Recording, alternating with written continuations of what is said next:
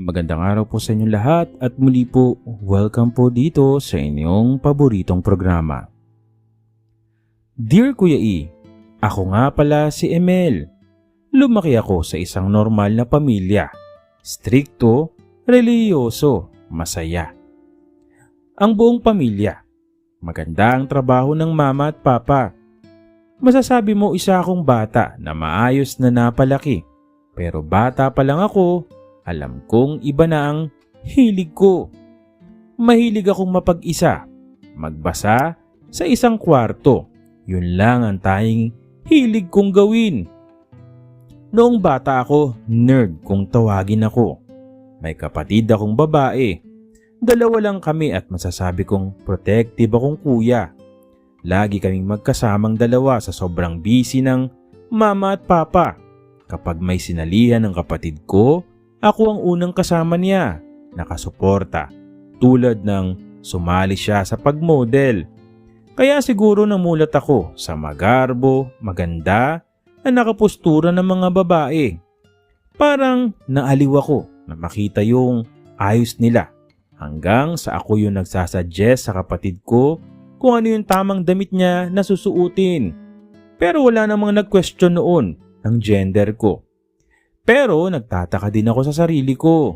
Bakit iba ako sa normal na mga lalaki?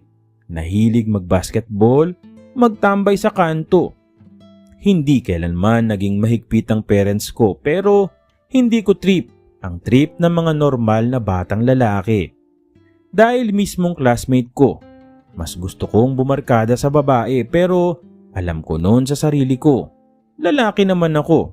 Nagbibinata na ako at nagiging tuksuhan na sa room na bakit wala akong nililigawan. At ewan ko, nung time na yon, hindi ko alam anong pumasok din sa isip ko na bakit niligawan ko si Mara. Isa sa kabarkada ko noon, na noon pa man gusto ko yung personality niya. Kalog, matapang, palaban, maganda at matalino. Sobrang gusto ko kung paano niya dalhin ang sarili niya.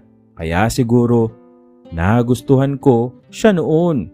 Pero syempre, una, pagsabi ko pa lang na ayaw niya, hindi daw kami talo. Noong time na yon, hindi naman ako nalungkot. Talagang pinag-isip ko nga ngayon. Pag iniisip ko ngayon, bakit nga ba ako nanligaw?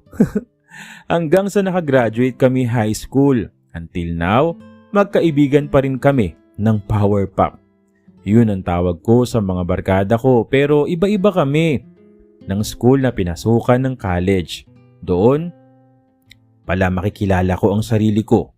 Meron ako naging kaibigan o kaibigan, si Don. Hindi ko akalain na sa kanya magsisimula ang pagkilala ko sa sarili ko. Lagi kami magkasama. First time ko magkaroon ng kaibigang na lalaki na lagi kaming magkasama. Nakakapunta siya sa amin. Ganon din sa kanila. Sa kanilang bahay. At totoo, mahalaga siya sa akin. Umabot na ng second year kami, wala akong ibang nararamdaman that time. Basta masaya ako. May best friend ako. Kahit kami lang dalawa, okay naman kami. Happy lang. Until nag-sleep over ako sa kanila. Normal namin yung ginagawa. Magkatabi sa kama kapag natutulog siya sa amin o ako sa kanila. Bigla niya akong niyayakap at sinabi sa akin. Ano ba tayo?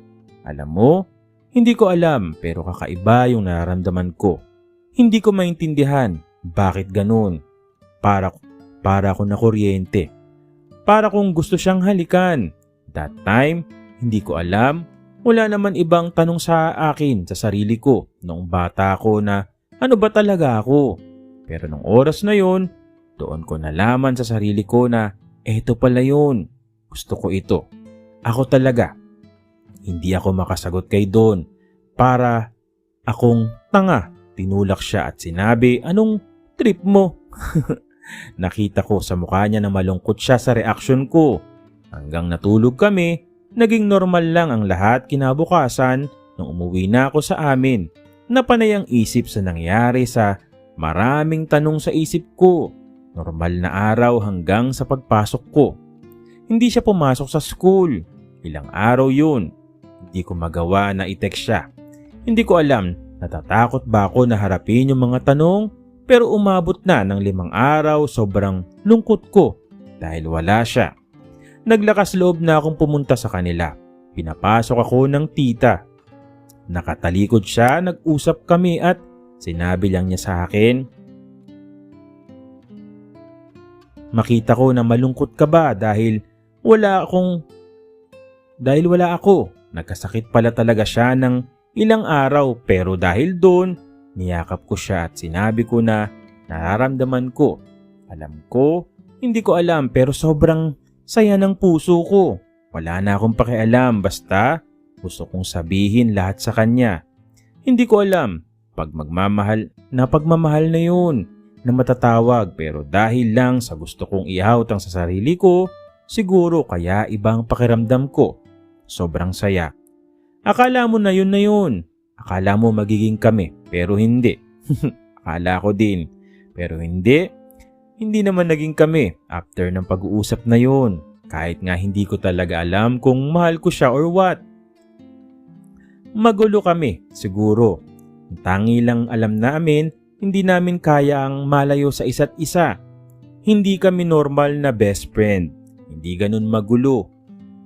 Pero dahil sa kanya, natuto kong makilala ang sarili ko at kung ano ang gusto ko. Graduate kami na magkasama. Nakakatuwa magkasama lang talaga kami, special sa isa't isa. Pero hindi hanggang sa nakapasok ako sa BPO industry. Sobrang saya ko talaga na para akong kumawala sa hawla. Party dyan, party doon. Inuman dyan, inuman doon. Masasabi ko, masaya talaga ako noon na nagtrabaho ko sa BPO. Doon, unti-unti na rin kaming nag-outgrow ni Don. May kanya-kanya ng buhay. Isang araw may party kami sa BPO. Nakilala ko ang isang batch ng newbie, si Christian. Ewan ba, pero unang tinginan pa lang namin na dalawa, alam kong iba na. Kinuha niya ang number ko. Normal lang naman na akala ko noon. Baka nagpapagayad lang dahil senior ako sa kanya. Pero hindi, naging close kami sa chat noon. Magsisimula na pala ang love life ko. Isang araw, in-invite ako ni Don. Birthday niya. Sabay chat ni Christian. Sa akin na pwede kaming magkita. Sino ba ang pipiliin ko sa dalawa? Yung special friend ko o yung taong nagugustuhan ko na dahil sa chat? Alam mo kung sinong pinili ko? Siyempre, si Don. Ewan ba, special kasi siya, pero yung araw na in-invite niya ako, yun pala yung araw na masasaktan ako dahil may girlfriend na raw siya. Pinakilala sa akin. Ang gulo, diba? Alam ko na iba siya pero nagka-girlfriend siya. Ewan ko, pero nasaktan talaga ako noon. Nung oras na yon kaya nag-inom ako. Pumarty, nag-chat ako kay Christian na samahan ako. Nalasing kaming dalawa hanggang niyaya ko siya sa amin. Doon, hindi ko alam kung bakit nahulog ako at may nangyari sa amin. First time mo? Yun lang sinabi niya sa akin. Turn off ako. That time, hindi ko alam. Pero iba din ang pakiramdam ko sa sarili ko. Tama ba nangyari? Bakit ko nagawa yun at aaminin ko? Yung una, may nangyari sa amin. Nandidiri ako sa sarili ko at hindi ako masaya na ginawa yun. Hindi ko alam kung normal sa kanya yung ginagawa niya. Yun, pero alam ko maraming beses na niya siguro nagagawa yun sa katulad namin. Nalungkot ako siguro dahil akala ko ang pag-ibig tulad namin ay hindi naglalaro. Pure at alam mong tunay lang sa nararamdaman mo. Hindi ko iniwasan si Christian. Patuloy kaming naging magkasama pero hindi pa ulit nangyari ulit yun sa amin. Lumipas ang 6 na buwan, doon ko mas nakilala siya at mas minamahal ko siya. Sa kanya ko natutunan na handa na niyang ibigay ang lahat o ibigay mo ang lahat sa taong mahal mo. Hindi yun lagi kang may tanong sa isip na hindi mo mabibigay yun. Totoong pagmamahal kung lagi kang magkwe-question. Isang team building namin ang pinuntahan namin at kasama ko si Christian. Sobrang saya namin, wala na kaming pakialam sa iba. Natapos yun, nagpaiwan pa kami. Alam mo na, naulit pero this time wala nang tanong. Walang mga doubt. Ibinigay ko ang buong sarili ko. Sobrang saya ko. Talagang hindi ko maintindihan pero parang isang bagong ako yung pagmamahalan namin ni Christian. Isang patunay talaga na totoo, pwedeng magmahalan ang same gender, no gender when it comes to love. Okay, hindi ko alam kung may kasunod pa to pero hanggang doon lang yung kanyang letter. Muli, maraming salamat sa iyo, Emel, at muli po maraming salamat po sa patuloy na sumusubaybay, sumusuporta dito po sa inyong paboritong programa. Maraming salamat po sa inyong lahat.